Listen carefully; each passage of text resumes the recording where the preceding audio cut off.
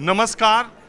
दुनिया के 25% ज़मीन पर इस वक्त युद्ध चल रहा है और ये युद्ध पश्चिम एशिया में सबसे खतरनाक चल रहा है। आपको मालूम है, पाकिस्तान अफगानिस्तान, इसके अलावा रशिया यूक्रेन, और जो सबसे भयावह हमला है वो अमेरिका इजराइल ने ईरान पे किया, जिससे कि शनिवार को उनकी पूरी टॉप लीडरशिप ख़त्म हो गई। वैसे तो टीवी न्यूज़ चैनलों में बजते शायरन के शोर से पता नहीं आपको उसके कारणों के बारे में कितना पता है। ज़्यादातर बम वर्षा हो रही है, उसके लड़ाकू युद्धक विमान हैं, यह हथियार है, 2000 किलो का बम है, और ऐसे कैसे मारा गया, क्या उसकी चीज़ें थी और कहाँ कहाँ हमला हो रहा है।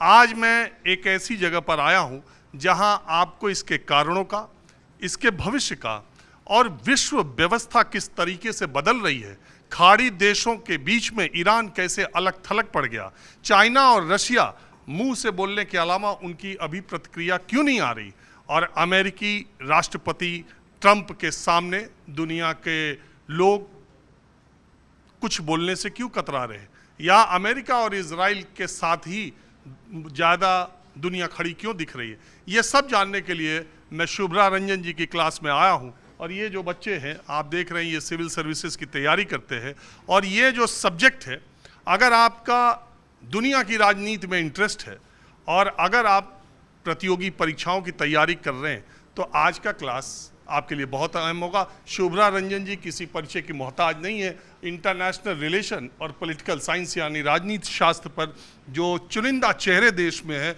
जो बहुत ही आसान शब्दों में इन कठिन विषयों को समझाने का सामर्थ्य रखते हैं, उसमें शुभ्रा रंजन जी एक है। मैंने इनसे आग्रह किया था, इनकी क्लास भी वेस्ट एशिया को लेकर के थी, तो मैंने कहा कि बच्चों को जो पढ़ा रही हैं और साथ साथ हमारे सवालों के जवाब, आपके दिमाग में जितने सवाल इस पूरे घटनाक्रम को लेकर हैं, उस सारे सवाल पूछने की हम भी कोशिश करेंगे। छात्रों के दिमाग में भी सवाल है तो इस पूरे विषय को बहुत आसानी से समझने में आपको सहायता मिलेगी। अगले 45 मिनट तक माहौल क्या है में आप बने रहिए। सबसे पहले मैं आपको बहुत शुक्रिया कि आपने समय दिया।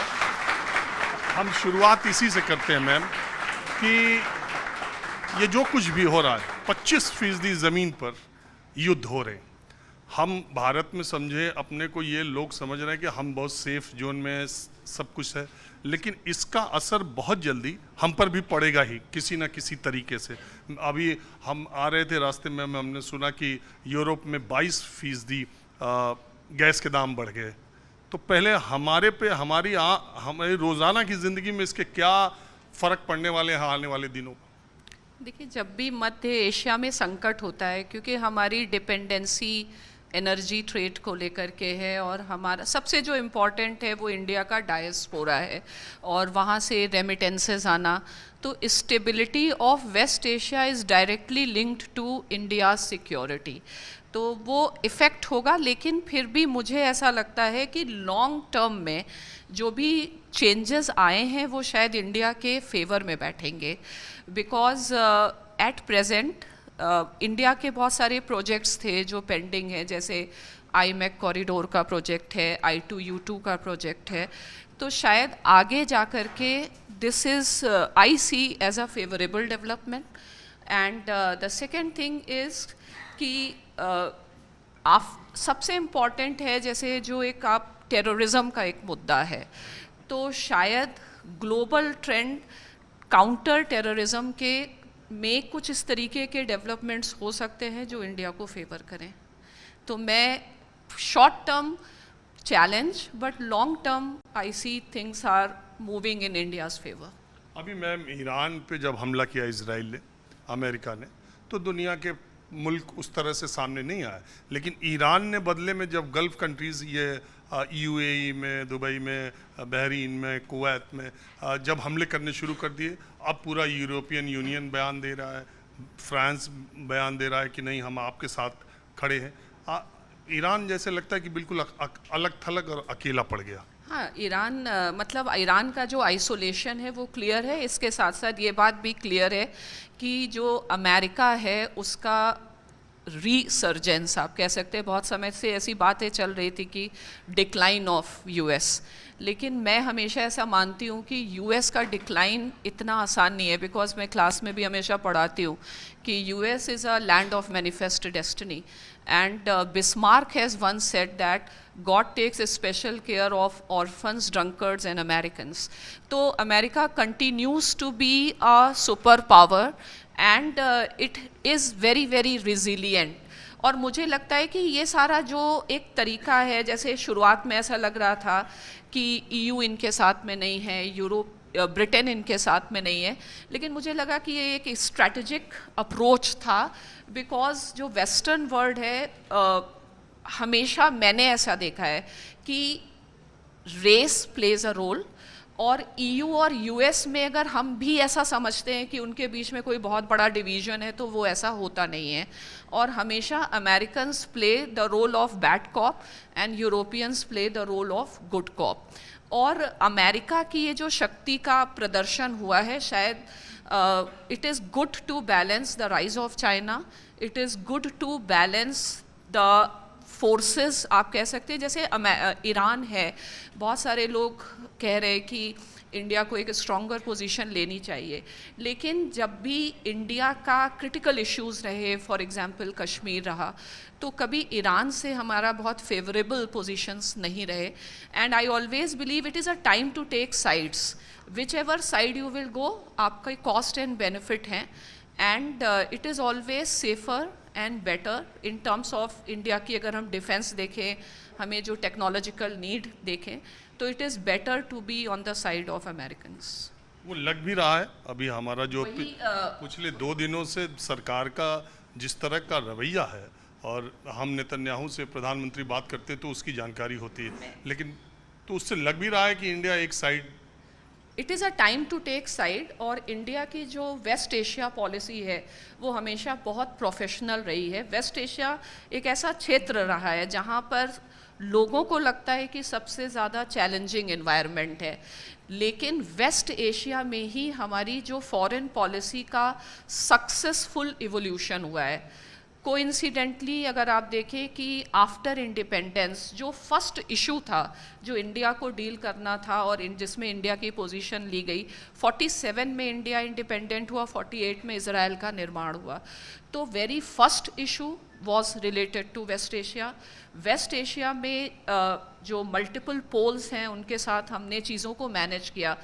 एक पैराडाइम चेंज अभी हम देखते हैं, क्योंकि पहले हमारा जो अप्रोच था बैलेंसिंग है और मल्टीपल अलाइनमेंट है, बट आज जो यूएस के प्रेसिडेंट है, बिकॉज यूएस की हेजेमनी को इतना बड़ा चैलेंज है कि US is not giving any option. इससे पहले भी एक बार जॉर्ज बुश का ये सेंटेंस बड़ा फेमस हुआ था, माई वे और your way. So if America wants to recover, it has to go for expression of its hard power. And I think जो अभी के डेवलपमेंट हैं, it also establishes India as a confident nation. We are confident and we are ready to take sides and we are ready to take stand by that decisions. अभी ma'am जो सबसे बड़ा सवाल लोगों के जहन में यह आ रहा है, ईरान पे हमला हुआ, ईरान ने खाड़ी देशों पर जो मुस्लिम कंट्रीज़ है कोई उसके साथ खड़ा नहीं हुआ, और मुस्लिम कंट्रीज़ को तबाही, अबू धाबी में अभी मैं आ रहा था, उनका जो यूएई का सबसे बड़ा तेल का कारखाना है वहाँ पे उसको बंद कर दिया गया कुछ देर के लिए। वो वहाँ पे अमेरिकी बेसेस हैं, इस वजह से वो वहाँ पर अटैक कर रहे हैं। लेकिन खाड़ी देश भी मुस्लिम कंट्री भी कहने के ना उस पर आयतुल्लाह खामनेई के जो हुआ उसके बाद भी उन किसी तरह का कोई रिएक्शन नहीं, उन्होंने भी अपना साइड एकदम ले लिया। बिकॉज मुझे ऐसे लगता है कि 2 चीज़ें हैं। एक तो किसी भी देश की जो फॉरेन पॉलिसी होती है वो अपने सेक्युलर इंटरेस्ट से चलती है। फॉर एग्जांपल इकोनॉमिक इंटरेस्ट, इन सारी चीज़ें, भले ईरान का जो एक सिस्टम था लेकिन उसके कारण पॉलिटिकल इंस्टेबिलिटी थी, क्योंकि वो इक्वेशन अमेरिका को पसंद नहीं था। Iran dominated West Asia. अब नेक्स्ट है कि ये जितने भी देश हैं, सभी देशों की फॉरेन पॉलिसी सेक्युलर आधार पर चलती है। रिलीजन जो है वो आम पब्लिक के लिए होता है, आम पब्लिक को चीज़ों को समझाने के लिए होता है। नेक्स्ट है सैमुअल पी हंटिंगटन। अगर आप देखें जो पूरा डेवलपमेंट है, तो सैमुअल पी हंटिंगटन ने ये बताया था अमेरिका को कि अमेरिका हैज़ टू इंश्योर कि चाइना और इस्लामिक वर्ल्ड इसका एक्सेस ना बने, और इस्लामिक वर्ल्ड के एक्सेस को मैनेज करना कंपैरेटिवली इजी है बाय यूटिलाइजिंग जो उनका इंटरनल डिविजन्स हैं। अभी मुझे ऐसे लगता है कि once that Iranian regime is out और रेजीम चेंज अगर हो पाया तो मिडिल ईस्ट में एक स्टेबिलिटी आएगी, मिडिल ईस्ट का एक इंटीग्रेशन होगा और वो वाइडर रीजन की सिक्योरिटी के लिए भी शायद बेहतर होगा। तो अब ऐसा भी तो एक बड़ा तबका है जो कह रहा है कि अमेरिकी राष्ट्रपति ट्रंप की ये दादागिरी है, एक देश को बर्बाद करने पर तुला हुआ है। अगर एक देश उनके खिलाफ तन के खड़ा हुआ तो उन्होंने उस पूरी टॉप लीडरशिप को ख़त्म कर दिया। और लोग जो इस ईरान के पक्ष में बात करते हैं वो ये भी कहते हैं कि ये मिडिल ईस्ट के जो शासक हैं ये भी सब तानाशाह हैं और ये सब अमेरिका के मुट्ठी में है। वहाँ की जनता की, वहाँ की पॉपुलेशन या वहाँ के आम लोगों की ये इमोशंस नहीं है। देखिए, अमेरिका ने जो किया वो अमेरिका के राष्ट्रहित में उन्होंने किया, और अगर आप इंटरनेशनल पॉलिटिक्स की थ्योरीज से भी जाएं तो रेज़ों डिटार्ट का कॉन्सेप्ट है, और इंटरनेशनल पॉलिटिक्स एक ऐसा क्षेत्र है जहाँ पर आप मोरालिटी और नॉर्म से नहीं चलते हैं, क्योंकि that can give you huge cost. Next है कि America, I believe they tried to establish the liberal world order, लेकिन अदर कंट्रीज स्पेशली रशिया या China, they have not insured that everybody play the rule of the game. तो it at this point of time, specially जब BRICS बना और BRICS में alternative currency की बात होती है, तो that is going to strike at the very root of American hegemony. तो इस कॉस्ट पर they have to take this action, और शायद इस एक्शन से अगर आप एक पावर को डिस्प्ले करते हैं और एक जगह डिस्प्ले करते हैं तो बाकी जगह भी आपका इंटरेस्ट सेटल होता है। Nobody is playing with the rule of game, even China doesn't play the rule of the game. आज चाइना बात करता है कि ऐसा गलत है, बट चाइना ने भारत के साथ जो भी कई बार किया तो वो भी कुछ सही नहीं है। तो सारी जो चीज़ें हैं, सारे जो इंटरेस्ट हैं, ये बहुत कंटेक्चुअल हैं। हमें नॉर्मेटिव, आज का टाइम ही नहीं है कि आप नॉर्मेटिव पॉलिटिक्स की बात करें, आप आइडियलिज्म की बात करें। अमेरिका ने एक सिस्टम बना दिया जिसमें चीज़ें हैं कि it is like hard core realism that is shaping, and it is also important that India also takes that particular position. मैं थोड़ा स्टूडेंट्स, किसी के सवाल है मैम से, ये जो कुछ भी चल रहा है आप पूछना चाहती हैं? हाँ बोलिए। जी हेलो मैम। मैम, जो अभी हमले इज़राइल के साथ ईरान जो हमले हुआ है, इसमें इंडिया को क्या मुझे हम लोग को क्या मतलब हानि हुआ, इससे इंडिया को क्या बेनिफिट होगा या फिर हानि कितना हुआ, और इंडिया को क्या करना चाहिए, क्या एक्शन लेना चाहिए, क्या उस पे इस मुद्दे पे क्या करना चाहिए इंडिया को?